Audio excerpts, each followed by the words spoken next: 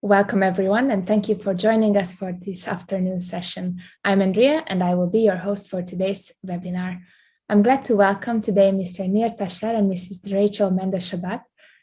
Mr. Nir Tasher serves as Director of Technology for Winbond Security Products with over 25 years of experience in the technology industry. He holds over 20 US patents in various fields of security and system design. Mrs. Rachel Menda-Shabat is the Director of Certification at Winbond, managing product security certification. She has over 20 years of experience and is Chairwoman of Eurosmart ITSC 3S in the SoC PP Working Group. Today, they will present their work, PP0117 Secure Subsystem in System-on-Chip Protection Profile Overview. Now I would like to invite you to start your presentation. I'm the Director of Security Certification, so I will present the work which was done, which was led by me in Eurosmart, the 3S in SoC protection profile overview. Okay, next. Okay, it's working. Great. So in the last year, we see more and more solution of integrated secure, advanced secure functions in system on chips and MCUs. In particular, it's very common to integrate secure element, which is known as the highest security level product for ICs, and also we see more and more interest in integrating the HSM to the SoC. But the major adoption barrier for those integration is the lack of protection profile, which describe what are the exact requirements to protect those high-level security requirement in integrated solution. And in many cases, most of the SoC or MCUs vendor are not the traditional secure element industry or market, and there is lack of knowledge of the security requirements that need to be fulfilled. So Eurosmart took the challenge and established the secure subsystem in SoC protection profile subgroup for developing this protection profile. The group includes representatives from the industry, from the developers, from the lab, the ITSFs, certification body were invited. So basically, we cover all the bodies that are involved in both in sponsoring the evaluation and holding the assessment and the certificate.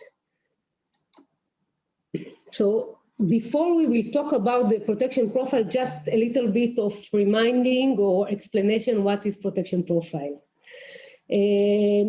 Protection profile is, first of all, is used part of the common criteria process, the ISO 15408, and this specified generic security evaluation criteria for the vendor to prove the claim of security for a family of products.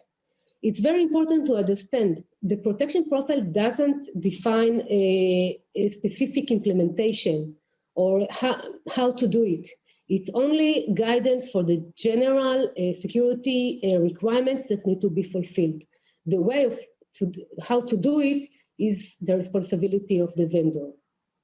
And the protection profile itself is a combination of threats that need to be, that were analyzed for the family of the products, security objectives, assumptions, security functional requirement, the SFRs, and once all those requirements are set, we also include the security assurance requirement, which means how and which aspects need to be assessed for making sure that the claim of the developer is indeed correct.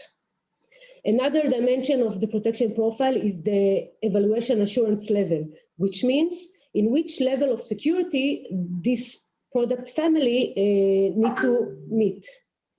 So the levels are from 1 to 7. Typically, high-level assurance is 5.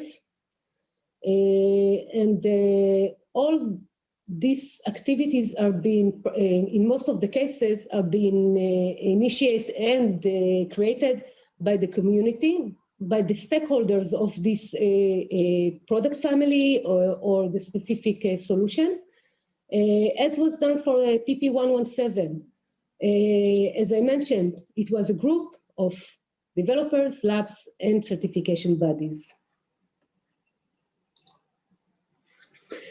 And about PP0117, what was the objectives? First of all, to develop protection profile for secure subsystem in SoC.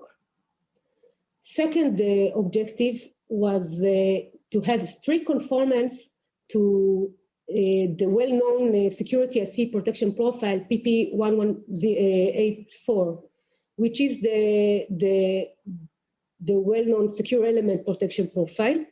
And this objective was highly critical for our work to provide the developer the capability to claim for compliance to PP84 according to different protection profiles without doubling the certification, which means that if in another protection profile there is a reference to PP0084, the developer can do the 117, and it still have strict conformance to this protection profile. Also, the PP target is EL4+, which is the same as PP84 with LCDVS2, ATDPT, and VAN5. In addition, we add the flow remediation, LCFLR.2, which is EUCC European Cybersecurity Act requirement. So now we also make sure that we are in line with the Cybersecurity Act. On top of it, we include support for external memories. Till now, the solution didn't include the usage of external volatile memory in secure devices. So we support this architecture, which is the most popular for SOCs.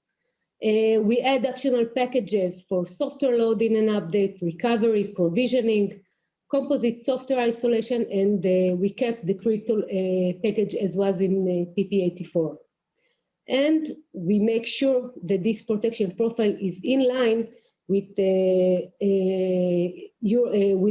groups outside the external to Eurosmart as GSMA that developed the EUCC and the FIDO.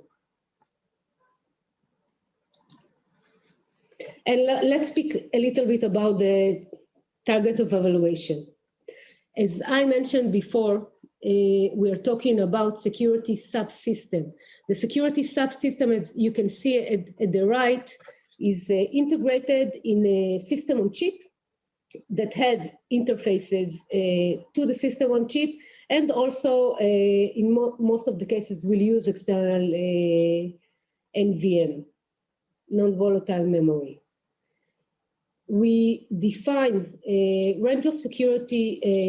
It includes several security functionality to address the security objectives.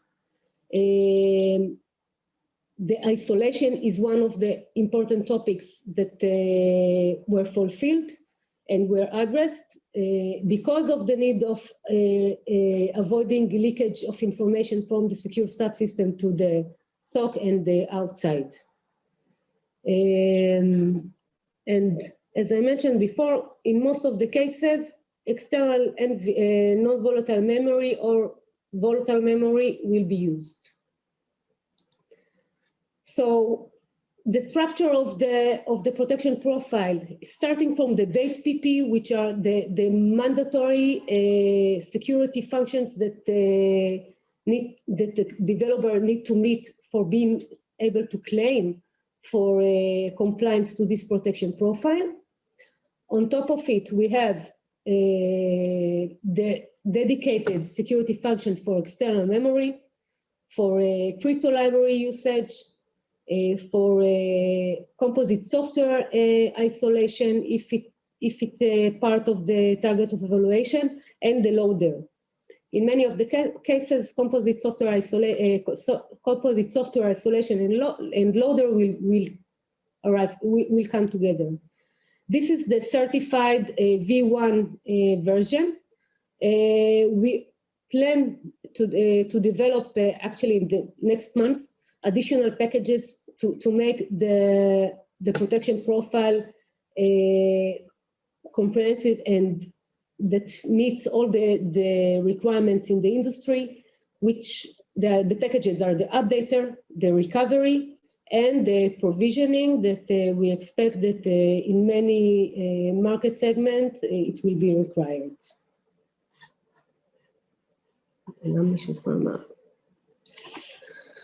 Okay, about the threats that we address. I won't go into details because the ones that know PP84 know most of the threats that are mentioned. The others, just I want to give you the impression of what are the content of this protection profile. So the gray part is the part that is the strict compliance to PP84, which are the general security functions for leakage and the physical probing and the physical manipulation and the abuse function, and also the random, the crypto threat is the TRMD. We add an additional set of threats that are in line with the SoC architecture, which are, first of all, the threats related to the use of external memory, is the mem content abuse, the clone replace, the replay thread and the rollback, and also the insecure state and abuse. And as you can see, in the traditional secure element architecture of internal memory embedded flash, there is a new thread that need to fulfill. So it means that PP84, according to our analysis, is not sufficient to describe all the threads that are for the SoC. And also we have a set of threats which are related to the use of external memory.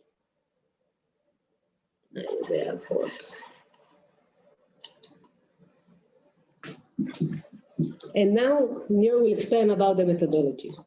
Okay, so hi.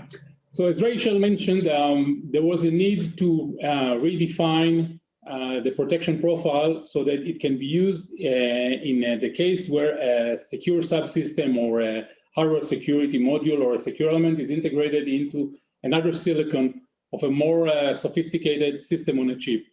And one of the main drives for generating a dedicated protection profile is that there is a need to reuse this certification in order to have the same hardware security module implementation integrated into more than one SoC. Okay, because we know that SoCs have newer generations as the years go by, whereas the security functionality remains basically the same, be that a secure element implementing payment applications or SIM card, UICC, or hardware security modules. This security functionality basically stays the same all the time, and the SoCs continue to grow and evolve. But if you want to integrate this kind of security functionality, we need to make sure that it can be reused from generation to generation without tasking the SoC vendor with having to go through the same certification process again and again. So one of the main, let's say, tasks of the PP0117 is to ensure that this reuse can be done easily. So the PP0117 includes also the provisions for doing the recertification and reusing the certification from generation to generation. So once a vendor submits the SoC and a secure subsystem for lab evaluation, they also request for an evaluation test report for integration, ETR for integration, which is a document that describes what needs to be done when this certified subsystem is being integrated in the next generation of the SoC. Okay, this document identifies what are the boundaries of the target of evaluation, the secure subsystem, in terms of the SoC, and how it should be reused in the next generations. If we take the basic or the classic situation where a vendor takes an SoC, adds some secure subsystems, and takes it to certification, this SoC in many cases uses an external non-volatile memory to hold the user code and data for the secure SoC, sorry. Can be a smartphone or whatever, and there is also always a plethora of storage space, and this external storage space sometimes is used to hold also the secure subsystem code and data. So we have the SoC, we have a flash interface for the external standard flash out of the SoC, and this entire SoC with the secure subsystems using PP0117 guidelines go to certification process. It's being certified, but then once the new generation of the SoC is being designed, and sometimes modifications to the flash interface must be done because the functionality of the SoC changes, the type of external flash changes. We know that there is always a move for faster, higher capacity flash devices. SoCs have more functionality, more cores, sometimes they need more interfaces. So when an SoC goes through a change that also changes the flash interface, it voids the existing certification, because under these circumstances, the existing certification of the secure subsystem cannot be carried on. It needs to be re-evaluated by the lab because some interfaces that involve the secure subsystem have changed.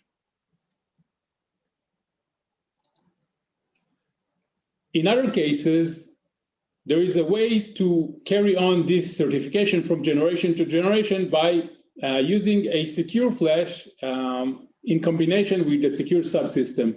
We know that most SoCs can hold or implement a lot of volatile memory, RAM memory inside, but there is very, very little options to incorporate non-volatile memory. And with the most advanced process nodes below 15 nanometers, non-volatile memory cannot be implemented in the SoC die, so there is always a need for an external external storage, sorry. And another option is using a secure flash in combination with a secure subsystem. A secure flash is a flash memory that has been certified according to a required protection profile. And this secure flash, along with the secure subsystem, is going through the certification process of what we call a composite certification, where the certification of one component and another component are evaluated together to ensure that the complete product, as we see here in the dashed red line, is also certified as a target of evaluation. Now, once this is certified, because all the interfaces are inside the target of evaluation, they are between the secure subsystem and the flash, the secure flash, this configuration can easily be taken from one SoC design to another SoC design, because in terms of evaluation, nothing has changed in the secure subsystem. It remains exactly the same. So what does PP0117 mean in practice? So as Rachel mentioned, there are a lot of vendors involved in the creation of this protection profile, but there are many more vendors that are looking into this protection profile right now. I can say that I think 99% of tier 1 and 2 vendors are really evaluating PP117 and the impact on their SoC design right now, because as Rachel said, once PP117 is out, there is no way to evaluate an SoC with secure subsystem just using PP0084. The industry has moved on to a more elaborated, more detailed protection profile, much more suiting the needs of advanced SoC designs. So an SoC designer that wants to integrate a secure subsystem into their SoC design, for all the good reasons of cost reduction, space reduction, power reduction, and opening up for more capabilities in the SoC, required to look into PP117 and understand the impact. Okay. Now, some designs opt to use regular standard external non-volatile memory, and that will require some complex security mechanisms to be implemented in the SoC. I will go through them in a minute. But meeting the requirement of PP117 and also trying to share that non-volatile storage with other SoC functions, which seems to be somewhat of a given requirement, means that there is a lot of attention that needs to go into the detailed design of these interfaces to make sure that security is not breached in any way by sharing the same storage between a secure subsystem and standard SoC functionality.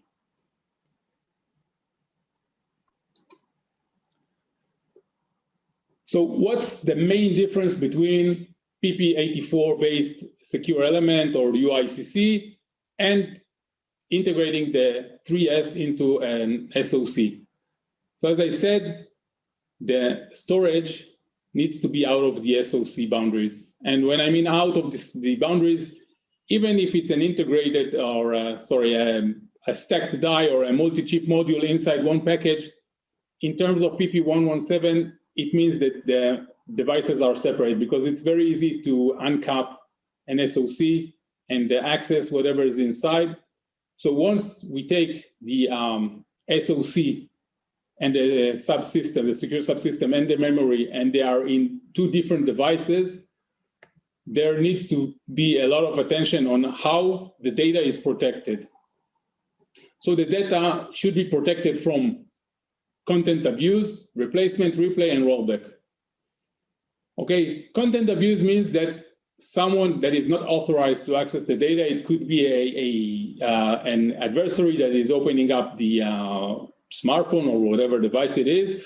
It can also be a piece of software that is capable of somehow reaching these protected areas in the memory device and reading them and trying to decipher what's stored in them. So that's content abuse. That's one thing that should be mitigated. Another one is replacement or erasure of this data without the security subsystem being aware of those changes. This is also a major risk, because it allows someone to modify the content of the secure subsystem, be that the code or the user data. And these two threats can be easily mitigated by using strong encryption and authentication. So if you encrypt the data, it's not possible for someone else to use it, read it, abuse it. If you add authentication, replacement will be easily detected by the secure subsystem. But there are two more attacks which must be considered according to PP117, which are replay and rollback. Replay means that because the storage and the main SoC are in different packages, there is a way to somehow interfere with the communication between them and record the commands going one way or the other and play them back later on to try and to turn the SoC or the memory into a previous state. Okay, suppose you have some, let's say, credentials stored in the device, and you record how they were modified, and they are modified again. You can maybe somehow go back in time, so to speak, and abuse the interface between the two devices to modify the content of the flash, or somehow make the SoC believe that it is using a different content that is what is stored in the flash at that time. Rollback is another attack in which the adversary, the attacker, tries to put old, out-of-date information into the flash, but this information is also cryptographically protected and authenticated because it was an original information that has been stored there in the past, and trying to roll back the system to a previous state using such attacks. Because if you have a standard flash memory, you can take it out of the system, you can read it, you can reprogram it. It's easily done. And if you are able to reprogram the device with older content, which is encrypted and authenticated using the correct keys of the system, you'll be able to roll back the system to a previous state, which is very, very, very unwanted and is considered a security breach. In order to counter this rollback and replay, PP0117 adds what we call an irreversibility anchor, which is in essence a monotonic counter. It means that every operation that modifies the content of the flash also increments this irreversibility anchor, this monotonic counter, and all the encryption and authentication that is being done also uses the value of this monotonic counter to make sure that the content is always encrypted and authenticated with a different value. This value is only known to the SoC and the flash device, or only to the SoC, but this enables the secure subsystem to ensure that the content inside the flash is up to date and is authentic and has not been modified in any way.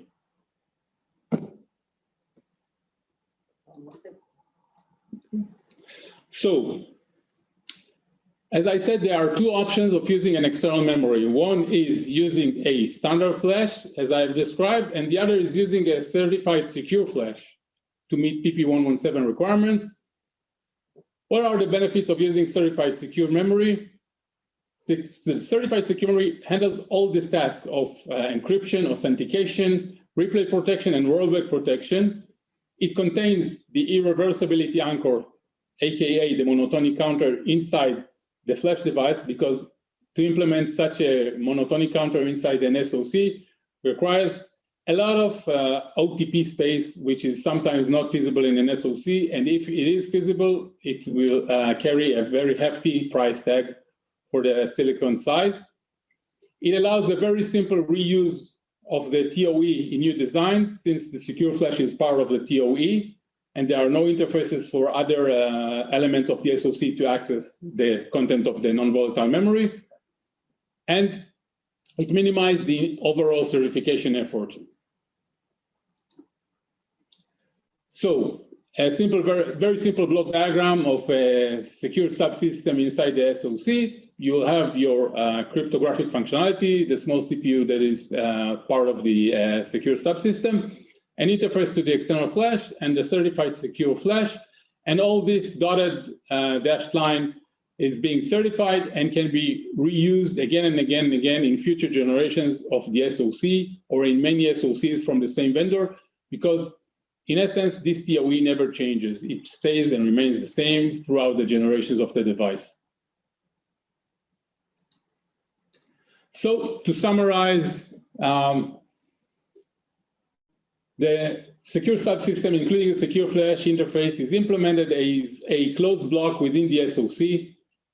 The PP117 paves the way for integration of certifiable secure functions into modern SoCs. It allows simple reuse of the secure subsystems in many SoC designs.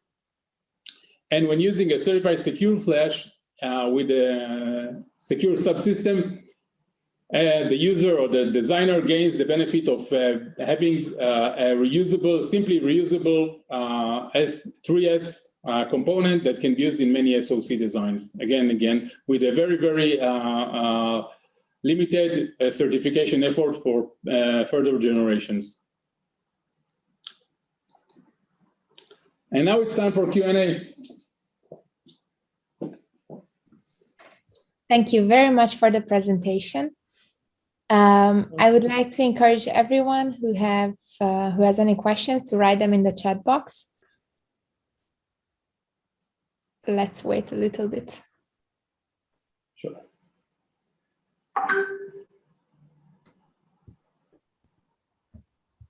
I do not yet see any. Maybe people need some time to digest what they heard today.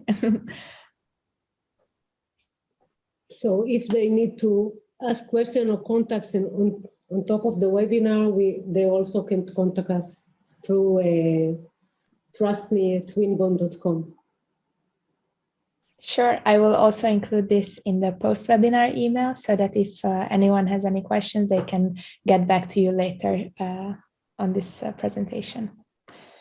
Since we don't have any questions, there is a question, slides will be available. We have recorded the session, and the entire session with the slides will be available on our YouTube channel in a few days' time after we edit the video. So they will be available. Yes. All right. People are thanking you. So I would also like to thank you, and also thank you for your support for Hardware.io USA 2022. And we are looking forward to seeing you. And guys, I think now we can conclude today's webinar. I'm glad that you have all come and stayed with us today. And I would like to invite you also to our next webinars, and also to check out the conference lineup for Hardware.io USA 2021, which is around a month from now. I will send you the links, and I hope you have a nice evening. Thank you again. Thank you very much. Thank you. Bye-bye. Bye-bye. Bye-bye.